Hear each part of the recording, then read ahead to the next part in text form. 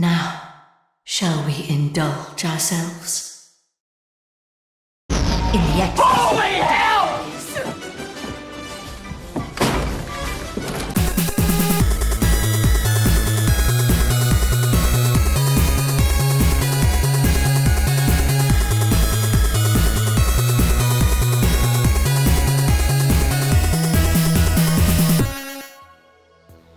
So let's get this out of the way first. I haven't finished this game yet. I'm currently in the middle of completing the 5th Kalpa, which is a dungeon that's required if you want to get what is referred to as the true demon ending, and then I am ready to complete the final dungeon to finish the game.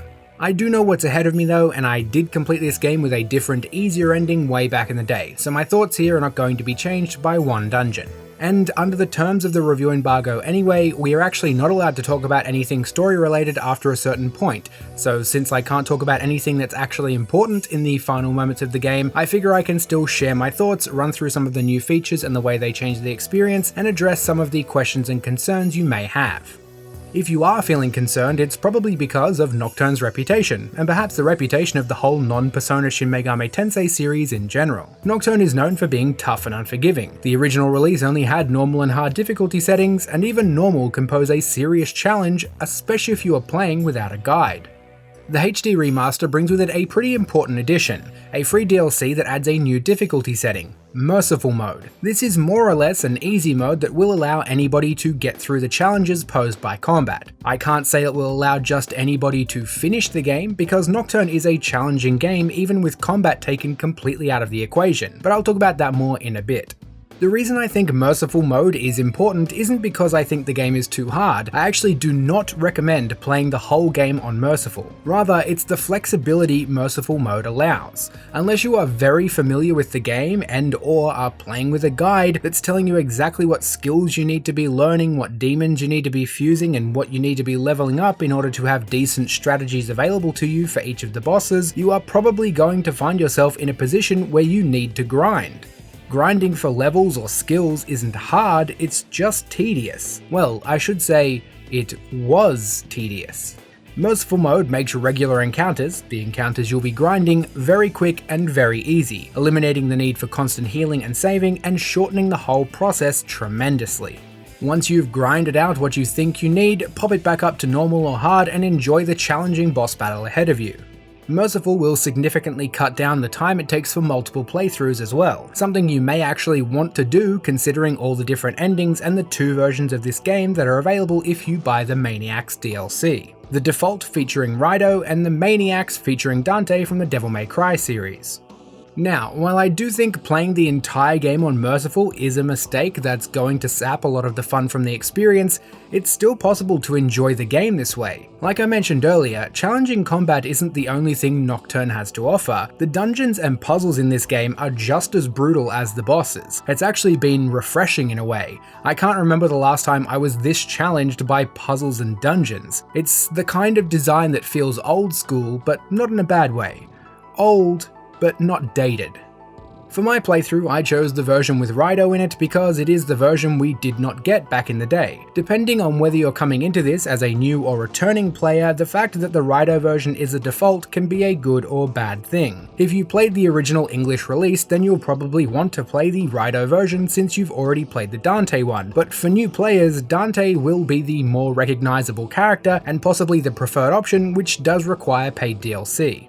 I have come to prefer the Rido version though, just something about his appearances in the game hits different to Dante. It just feels more right.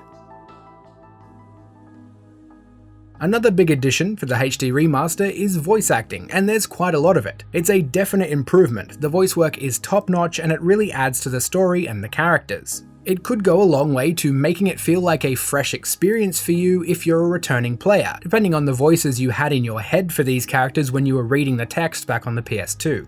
For new players, Nocturne is going to feel fresh regardless. It was praised back in the day for being a much darker JRPG experience than its contemporaries, and the landscape hasn't changed all that much since then. The story is dark and twisted and is difficult to process what is even happening in the beginning, but you'll get more and more context and you'll soon see just how creative this world and the narrative are.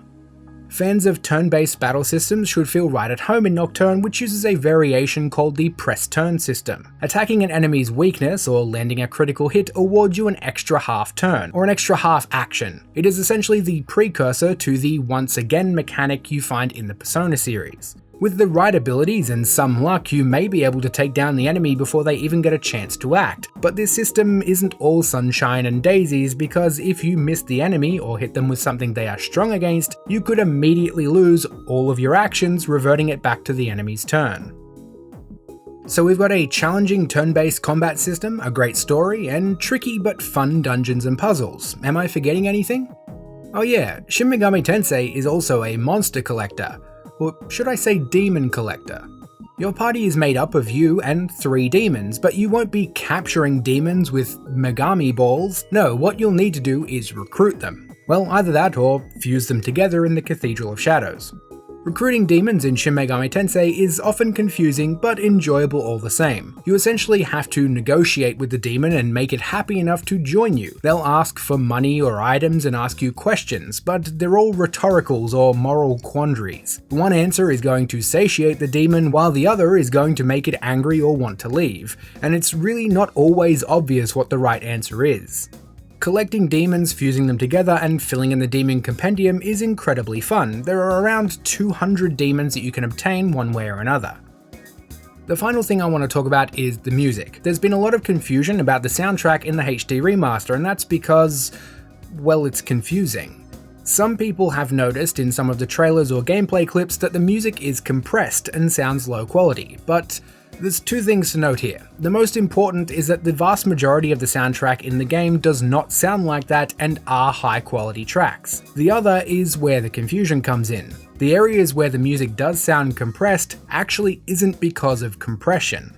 Some of the music in Nocturne, most notably the battle music for most encounters, is sequenced in real time. They aren't actually music tracks, they are separate instrument samples converted to use PS2 hardware. The battle music, most of the time, is being put together dynamically in real time. It was actually a big challenge for the original devs to pull off, and due to the limitations of the PS2, they had to be stored at a very low sample rate, which, by today's standards, makes them sound compressed or of poor quality.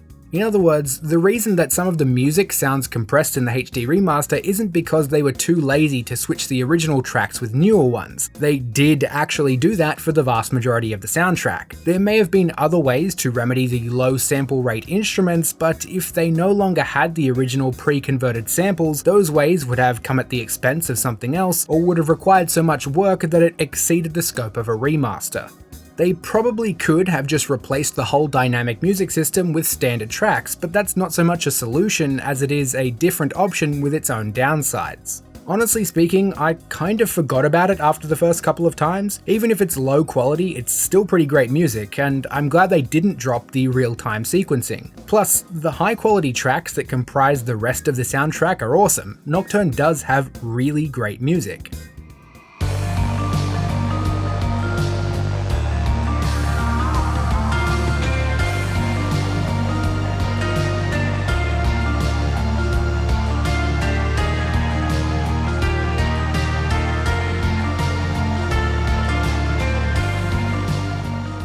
And that's Shin Megami Tensei 3 Nocturne HD Remaster. It's not the best remaster in the world, but it's certainly not the worst. It has its issues, most of the reasons behind those issues are more complicated than they might seem though, and overall I think they added more to this remaster that enhances the experience than there are things that might hamper the experience. Merciful difficulty and a quick save feature make the game much more accessible and versatile. The voice acting adds a lot to the story, we get to play a version we never got to play back in the day, the localization has been improved, and there are a litany of other little quality of life changes like being able to choose the skills you want demons to inherit when you fuse them.